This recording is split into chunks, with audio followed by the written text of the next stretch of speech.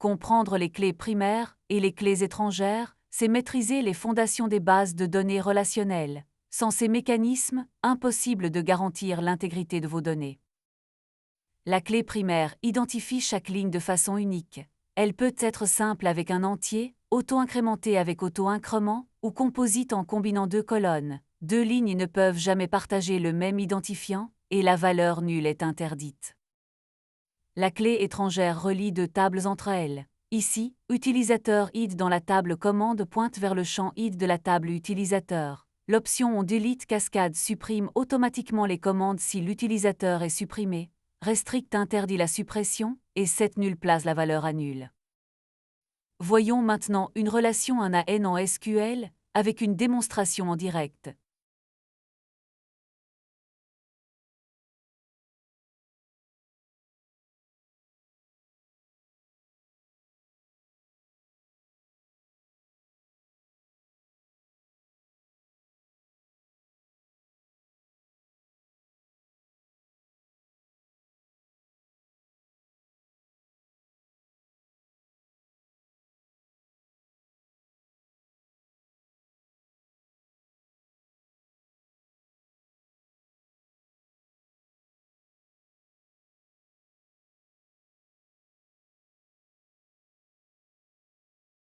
Une relation n à n nécessite toujours une table intermédiaire, appelée table de jonction. Ici, la table inscription relie étudiant et cours. La clé primaire composite garantit qu'un étudiant ne peut s'inscrire qu'une seule fois au même cours. L'intégrité référentielle garantit la cohérence des données. Si on tente d'insérer une commande avec un utilisateur id inexistant, la base de données lève une erreur immédiatement. Les joints exploitent les relations de clés étrangères pour croiser les tables efficacement. En Java, les annotations JPA permettent de mapper les relations directement dans le code. Voyons comment annoter nos entités.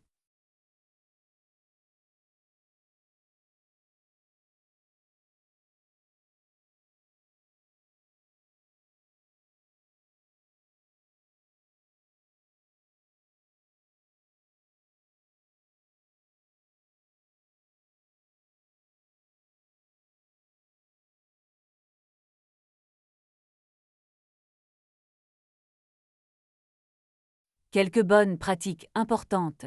Utilisez toujours une clé primaire entière auto-incrémentée pour la simplicité et les performances. Indexez séparément les clés étrangères car les joints sans index sont lents. Soyez prudent avec on delete cascade qui peut supprimer en cascade de nombreuses données.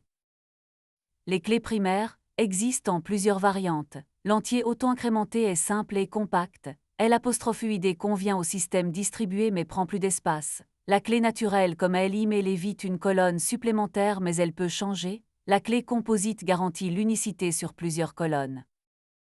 En résumé, la clé primaire identifie chaque ligne de façon unique et non nulle.